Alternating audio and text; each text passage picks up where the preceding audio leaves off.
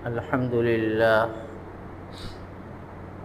لله نحمده ونستعينه ونستغفره ونؤمن به ونتوكل عليه ونعوذ بالله من شرور أنفسنا ومن سيئات أعمالنا من يهده الله فلا مضل له ومن يضلله فلا هادي له ونشهد أن لا إله إلا الله وحده لا شريك له ونشهد أن سيدنا ونبينا ومولانا محمدا عبده ورسوله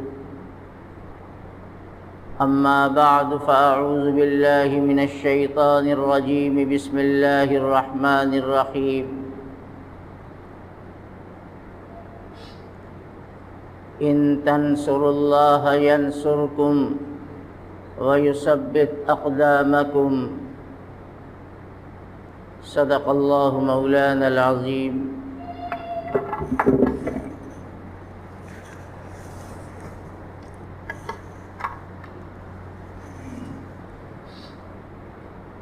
محترم بزرگوں اور بھائیوں،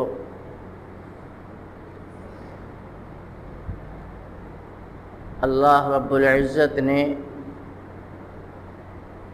اس دنیا کے نظام کو تدبیر کے ماتحت فرمایا ہے۔ ایک چیز ہے تقدیر اور ایک چیز ہے تدبیر۔ ہر ایمان والا خوب اچھی طرح جانتا ہے، اس کا ایمان ہے کہ تقدیر میں جو کچھ ہے وہ ہو کے رہے گا۔ اللہ تعالیٰ کی طرف سے جو چیز مقدر ہے، تقدیر کو کوئی ٹال نہیں سکتا۔ لیکن اسلام نے ہمیں صرف تقدیر پر بھروسہ کر کے بیٹھنے کا حکم نہیں دیا ہے، بلکہ اسلام کا حکم یہ بھی ہے کہ تم جو کر سکتے ہو، جو تدبیر اختیار کر سکتے ہو، اس کو اختیار کرو۔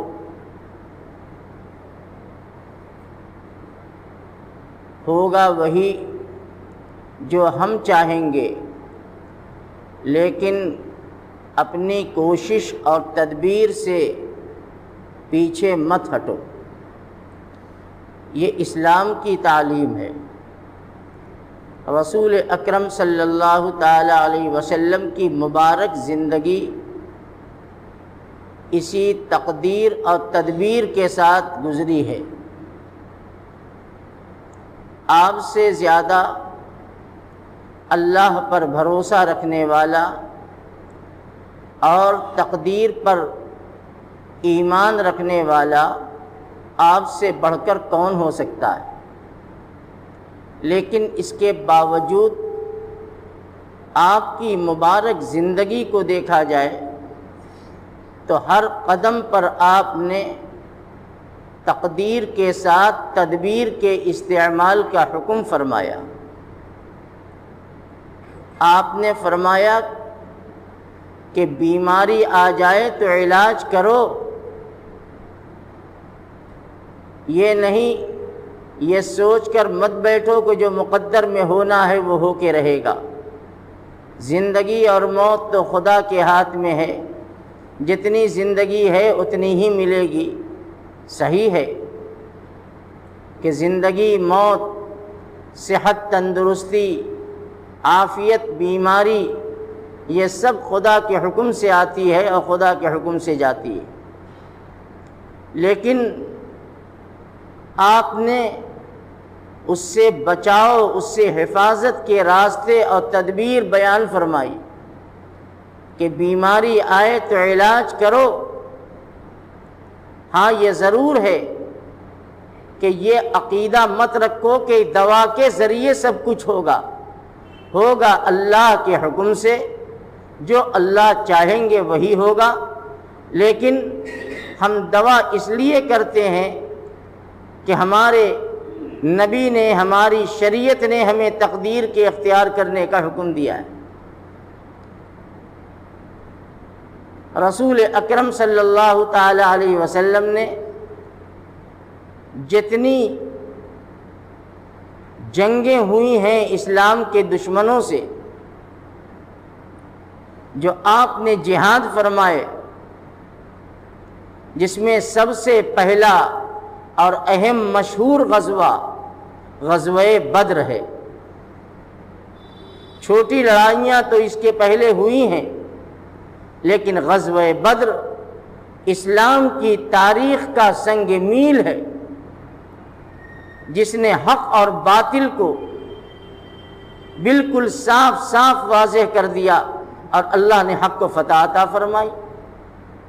آپ غور کیجئے، غزوہ بدر میں نبی کریم علیہ الصلوۃ والسلام نے اس زمانے کے حالات اور اپنی وسعت کے بقدر جو کچھ میسر آ سکتا تھا آپ نے تدبیر فرمائی۔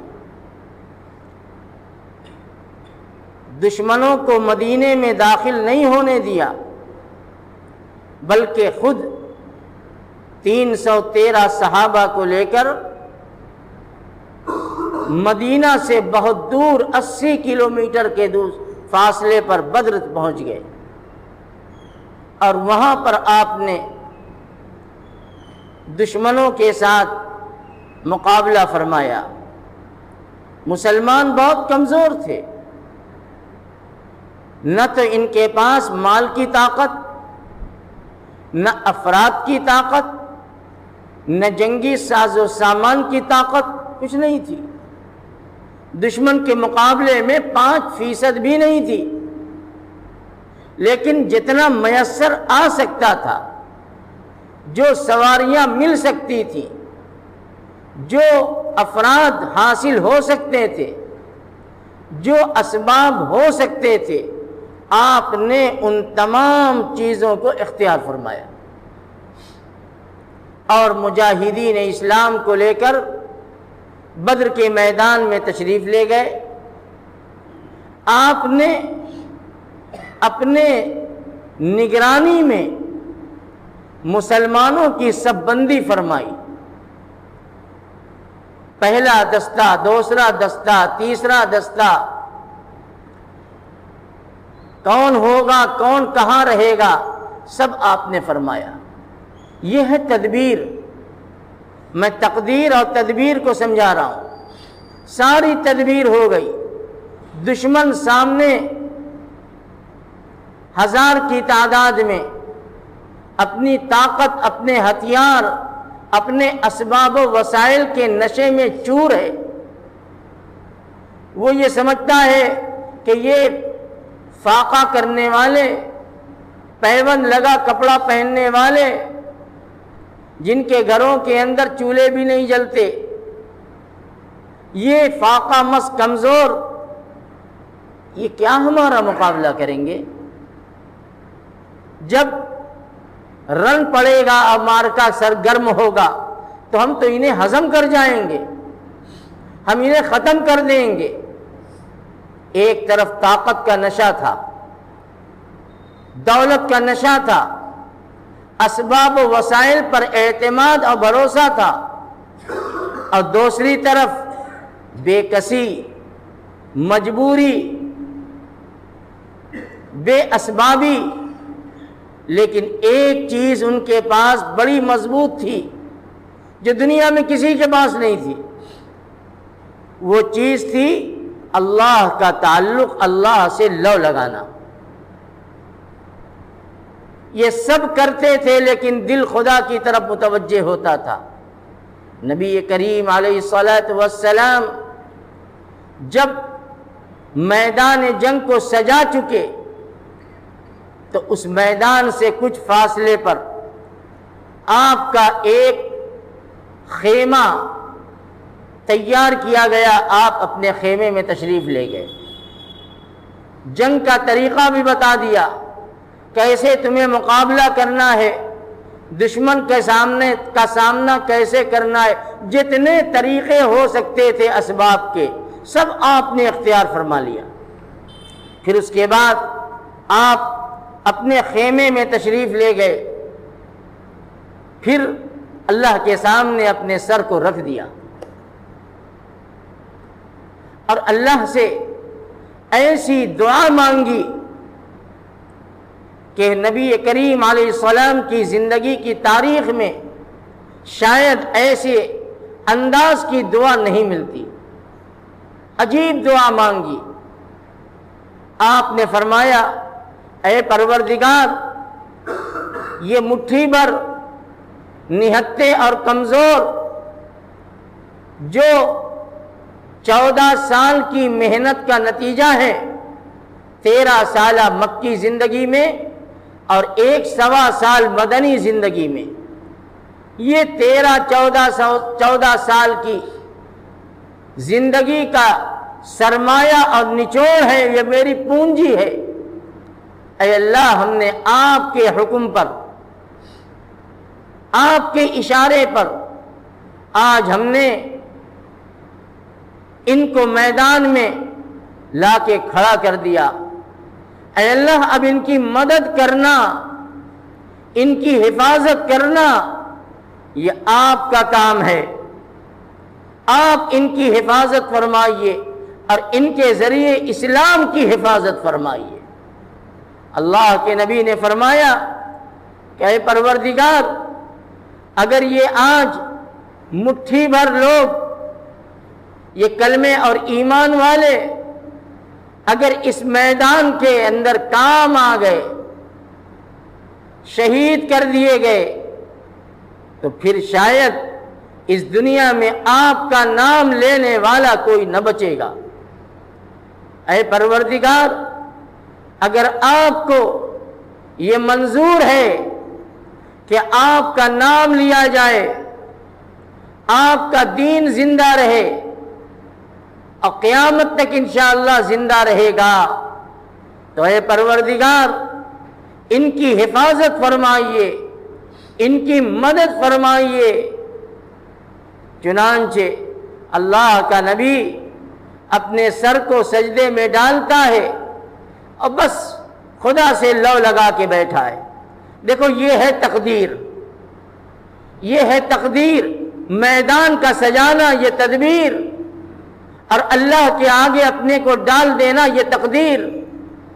نبی کریم علیہ الصلوۃ والسلام نے دونوں تقدیر اور تدبیر دونوں کو اختیار فرمایا۔ پروردگار سے لو لگا کر کہتے ہیں، اے اللہ، مدد کرنا، عزت دینا، اسلام کو شوکت اور طاقت دینا، یہ آپ کا فیصلہ ہوگا، یہ آپ کے حکم سے ہوگا۔ ہمارے بس میں اتنا کام نے کر دیا، یہ ہماری طاقت میں، ہمارے بس میں تھا، ہم سے جو ہو سکا ہم نے کر دیا۔ اے پروردگار، اب آگے آپ کی قدرت اور آپ کا فیصلہ اور آپ کا حکم جو ہوگا وہ ہو کے رہے گا۔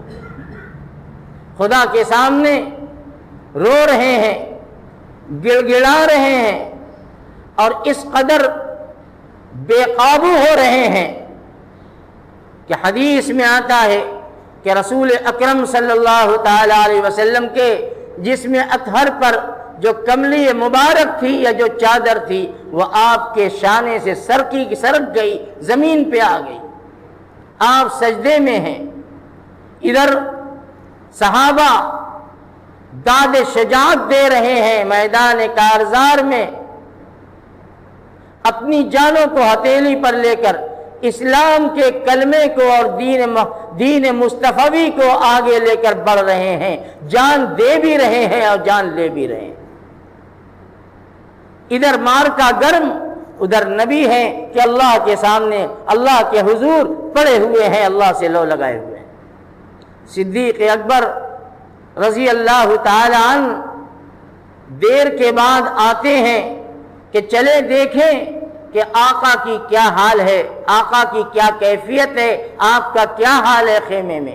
آتے ہیں، دیکھتے ہیں کہ دونوں جہان کے سردار رحمت للعالمین حضرت محمد مصطفیٰ صلی اللہ تعالی علیہ وسلم سجدے میں ہیں، اللہ کے آگے گڑ گڑا رہے ہیں، خدا کی نصرت کو مانگ رہے ہیں، کملی مبارک شان مبارک سے زمین پر آ گئی ہے، آتے ہیں آپ کے شانے کو پکڑتے ہیں اور کہتے ہیں اے اللہ کے پیغمبر آپ اپنا سر اٹھائیے، اللہ نے آپ کی دعا سن لی، آپ کی دعا قبول ہو گئی۔ میدان بدر کے اندر اللہ نے اسلام کی اور مسلمانوں کی عزت اور لاج رکھی اور بڑے بڑے سورما ان کے کیفر کردار تک پہنچ گئے۔ یہ ہے محمد الرسول اللہ صلی اللہ علیہ وسلم کی مبارک زندگی۔ ہر موقع پر آپ نے یہی کام کیا ہے، تدبیر بھی کی اور تقدیر کے تعلق سے اللہ سے مانگا اور اللہ کی ذات پر بھروسہ کیا۔ میرے بھائیوں، جب تک مسلمان تقدیر اور تدبیر ان دونوں چیزوں کو ساتھ میں لے کر چلتا رہے گا تو اللہ نے چاہا حالات آئیں گے، مشکلات آئیں گی، پریشانی دشواریوں کا سامنا ہوگا، جانی مالی اذیتیں پہنچائی جائیں گی، اپنے زبان کے خنجر سے مسلمانوں کے دلوں کو زخمی کیا جائے گا، دشمن کرتے رہیں گے، لیکن اللہ کا وعدہ ہے کہ اے مسلمانوں اگر تم نے سچ مچ تدبیر اور تقدیر پر بھروسہ کیا اور تقدیر پر اور اپنے آپ کو خدا کے حکم پر ڈال دیا اور جیسی انابت اللہ کے سامنے ہونی چاہیے اگر اس طریقے کی ہوئی تو اے مسلمانوں تمہیں کبھی دنیا کے اندر انجام کے اعتبار سے ناکام نہیں ہونا پڑے گا۔ یہ خدا کا وعدہ ہے۔ اللہ فرماتے ہیں ان تنصروا اللہ ینصرکم ویثبت اقدامکم۔ اللہ فرما رہے ہیں کہ اے مسلمانوں، اے ایمان والو، اگر تم نے خدا بند عالم کی مدد کی تو اللہ تمہاری مدد کرے گا۔ اللہ کی نصرت اور اللہ کی مدد کا مطلب میں پہلے بھی بتا چکا ہوں کہ نعوذ باللہ من ذالک، خدا کو ہمارے مدد کی ضرورت نہیں، خدا کمزور نہیں، وہ تو قوی و حکیم ہے، وہ قادر مطلق ہے، وہ مسبب الاسباب ہے، وہ سارے شہنشاہوں کا اور سارے حاکموں کا حاکم ہے، پتا ذرہ قطرہ سب اسی کا محتاج ہے۔ اللہ کی نصرت کا مطلب بالکل سیدھا اور صاف یہ ہے کہ مسلمان جب قانون الہی اور شریعت مصطفی پر مضبوطی کے ساتھ آئے گا تو خدا کا وعدہ پورا ہوگا کہ ینصرکم۔ اللہ یہی فرما رہے ہیں کہ اے ایمان والو، تم میرے حکموں کے آگے اپنے کو ڈال دو، میری مرضی کے مطابق تم اپنی زندگی کو گزارا کرو، اپنی ذاتی زندگی میں، سماجی زندگی میں، سیاسی زندگی میں، معاشرتی زندگی میں، اپنے اخلاق و کردار کے اندر تم اسلام کی تعلیم کو اپنے سامنے رکھو، نبی کی سیرت، صحابہ کا اسوہ تم اپنے پیش نظر رکھو، تو پھر دیکھو خدا کی غیبی مدد کس طریقے سے کام کرتی ہے۔ خدا کی طاقت وہی ہے جو پہلے سے آتی چلی آئی، اس کے اندر کوئی فرق نہیں پڑا۔ جو خدا اپنے گھر کی حفاظت ایک معمولی سے پرندے کے ذریعے کرا سکتا ہے، بیت اللہ کی حفاظت اس خدا نے ابابیل جیسی ننھی منھی کمزور چڑیے کے ذریعے کیا۔ اس وقت بھی یہی تھا کہ یمن کا حاکم ابرہا اپنی پوری طاقت لے کر آیا تھا، زبردست طاقت۔ ارے یہاں بیٹھا دو حافظ جی کو، ادھر کونے میں بچے کو کنارے کر دو۔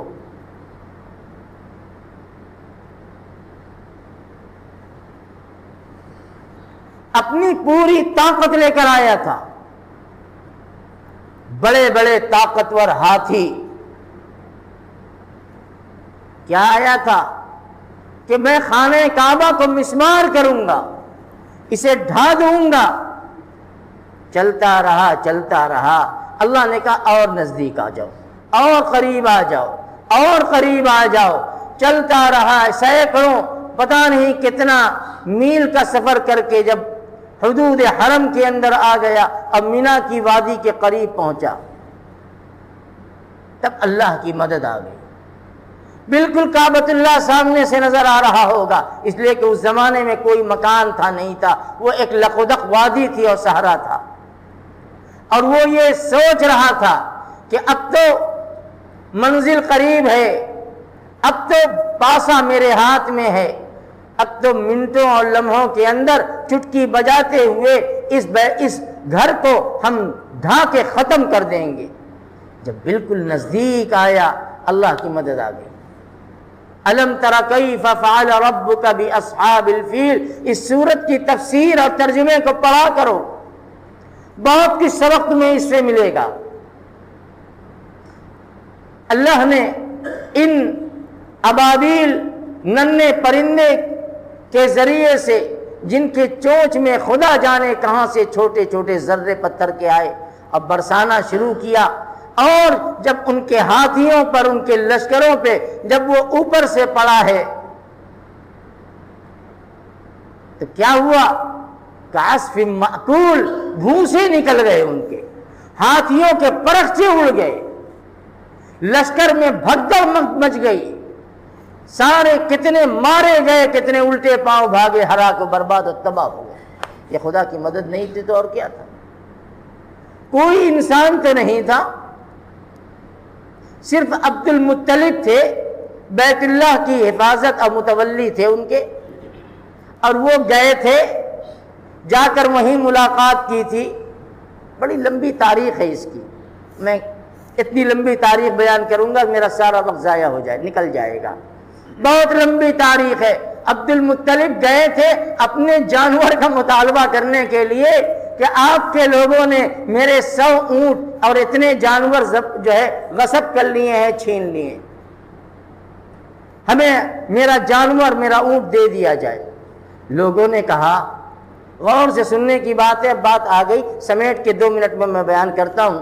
لوگوں نے عبد المطلب سے کہا کہ عبد المطلب, آپ گئے اس ظالم بادشاہ سے ملنے کے لیے تو صرف اپنے جانور کا مطالبہ کر کے واپس آ گئے, وہ تو بیت اللہ کو ڈھانے آیا ہے, اس کے بارے میں آپ نے کیوں نہیں گفتگو کی اور اس کو کیوں نہیں سمجھایا کہ ایسا نہ کرے؟ عبد المطلب کیا جواب دیتے؟ کہتے ہیں کہ دیکھو, اونٹ میرا تھا, وہ میں اس کا مالک تھا, میری ملکیت کی چیز تھی, میں نے اپنی ملکیت کا مطالبہ کیا ہے. اللہ کے گھر کا مالک وہ وحدہ لا شریک ہے, وہ چاہے گا تو خود اپنے گھر کی حفاظت کر لے گا. ہم کیوں اس سے کہیں کہ میں جو ہے اپنے اس ارادے سے باز آ جاؤ؟ کعبے کا مالک اللہ ہے, اگر اللہ کو منظور ہوگا خانہ کعبہ کی حفاظت تو وہ خود نمٹ لے گا ان سے, وہ سمجھ لے گا, وہ قادر مطلق ہے. اور یہی ہوا کہ وہ اللہ کا گھر تھا, اللہ نے اپنے گھر کی حفاظت کر دی. یہ دنیا کی سچی تاریخ ہے میرے بھائیوں, اس میں کوئی شبہ نہیں ہے کہ ملک کے حالات اور عالمی حالات بہت ناگفتہ بے ہیں, بڑے نازک ہیں. دین ایمان پر ڈاکے ڈالے جا رہے ہیں, عقیدے بگاڑے جا رہے ہیں, پوری مشنری عقیدے کو خراب کرنے کے لیے لگی ہوئی ہے اور خراب ہو رہے ہیں. ارتداد ہے جو کہ بڑھتا چلا جا رہا ہے, ساری تفصیل آپ اخباروں میڈیا کے ذریعے سنتے ہیں. اللہ کے گھر محفوظ نہیں, مساجد محفوظ نہیں, مدارس پر نشانے, خانقاہوں پر نشانے, مزارات پہ نشانے. یہ کیا ہے؟ ہم کس دور کے اندر جی رہے ہیں؟ جو بات آج سے 1400 سال پہلے صادق مصدوق حضرت محمد صلی اللہ علیہ وسلم نے بیان کی تھی، آج وہ چیزیں سامنے، آپ کی پیشن گوئیاں کہ دنیا ایسی ہو جائے گی، حالات ایسے آ جائیں گے، ایمان کا بچانا مشکل ہوگا، دین پر چلنا انگارے پر چلنا ہوگا۔ نبی کریم علیہ السلام نے فرمایا تھا کہ ایک دور ایسا آئے گا کہ دین پر مضبوطی کے ساتھ چلنا ایسا ہو جائے گا جیسے اپنے ہاتھ میں انگارہ لینا۔ آج ہمارے سامنے وہ ساری صورتحال ہے، ایک ایک کر کے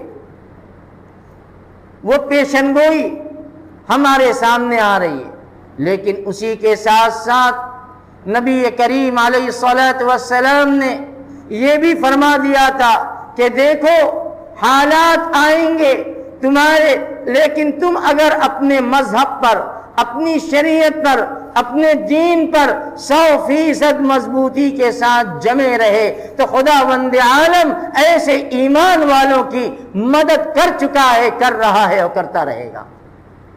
یہ اللہ کا وعدہ ہے، ان تنصر اللہ ینصرکم ویثبت اقدامکم، یہ خدا کا وعدہ ہے۔ یہ دنیا کے کسی بادشاہ، کسی منسٹر اور کسی صدر اور کسی پرشاسن کی بات نہیں ہے، یہ خالق کائنات، مالک الملک والملکوت کی بات ہے اور سچی اور پکی بات ہے۔ میرے بھائیوں، اسباب کو ہم اختیار کریں، اسباب سے ہمیں پیچھے نہیں ہٹنا ہے۔ ہم دنیا میں عزت کے ساتھ جینے کے لیے کاروبار کو، ملازمت کو، کاشتکاری کو یا دوسری لائن جو بھی ہو سکتی ہے اسے اختیار کرتے ہیں۔ وہاں ہاتھ پر ہاتھ رکھ کے نہیں بیٹھتے کہ کیا ضرورت ہے دکان لگانے کی، اور کیا ضرورت ہے مال بنانے کی، کیا ضرورت ہے ملازمت کرنے کی۔ اللہ نے دنیا میں بھیجا ہے، روزی کا اس نے وعدہ کیا ہے، مقدر کی روزی مل کے رہے گی، کوئی نہیں کہتا یہ۔ سب جانتے ہیں کہ مقدر کی روزی مل کے رہے گی، لیکن راستے اختیار کرتے ہیں، سوچتے ہیں، تدبیر کرتے ہیں، وقت کے مطابق اپنے مال کو بناتے ہیں اور تیار کرتے ہیں، پھر خدا پہ بھروسہ کرتے ہیں۔ تو تدبیر جیسے ہم اپنے دنیا کے لیے، اپنے دنیا میں اپنی معاش کو مستحکم کرنے کے لیے، عزت کے ساتھ جینے اور اپنے ماتحتوں اولاد کی پرورش کرنے کے لیے ہم اسباب کو پورے مضبوطی کے ساتھ اور پورے چستی کے ساتھ اختیار کرتے ہیں، تو اسی طریقے سے میرے بھائیوں یہ نماز، یہ عبادات، یہ سچائی، یہ امانت، یہ صداقت، یہ عدالت، یہ خشیت، یہ خوف خداوندی، یہ سب اسباب ہیں۔ ان اسباب کو اختیار کرو گے تو خداوند عالم اپنی غیبی طاقت اور نصرت کے ساتھ ہمارے ساتھ کھڑا ہو جائے گا۔ یقین ہونا چاہیے، بھروسہ ہونا چاہیے، اور اسباب کا اور توکل کا امتحان تو اس وقت ہوتا ہے جب سارے راستے بند ہو جاتے ہیں۔ کبھی ایسا بھی ہوتا ہے کہ بظاہر راستے بند نظر آتے ہیں، سمجھ میں نہیں آتا کہ ہم کیا کریں، کیسے کریں، کہاں سے کریں، رکاوٹیں قدم قدم پہ ہوتی ہیں، کبھی انسانوں کے ذریعے سے، کبھی اور ذریعے سے راستے کو روکنے کی اور برا کرنے کی کوشش کی جاتی ہے۔ کبھی کبھی انسان اس وقت بڑا شکستہ دل ہو جاتا ہے، اس کا دل ٹوٹ جاتا ہے، وہ روتا ہے کہ پروردگار نہ جائے رفتن نہ پائے ماندن، آگے بڑھتے ہیں تو بھی کھائی، پیچھے پڑتے ہیں تو درندہ، یعنی جائیں تو کہاں جائیں۔ ایسے موقع پر جب بندہ بہت ہر طرف سے مجبور ہو کر کے، ہر طرف سے مایوس ہو کر کے پھر اللہ سے کہتا ہے کہ پروردگار ہمارے حالات ایسے ہیں، آگے بھی بند پیچھے بھی بند، اب آپ ہی راستہ نکال دیجئے، تو اللہ کی مدد اس وقت دیکھنے کو ملتی۔ یہ تجربے کی بات میں کہہ رہا ہوں۔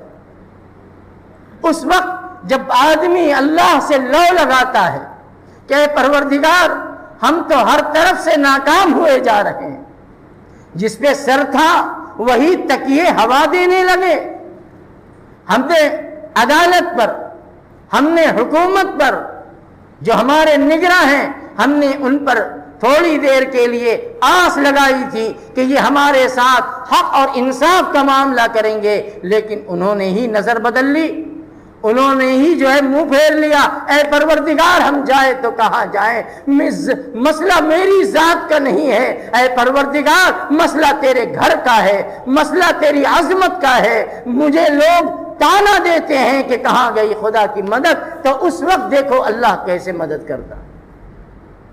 میرے بھائیوں حالات بہت خراب ہیں، مشکلات قدم قدم پر ہیں۔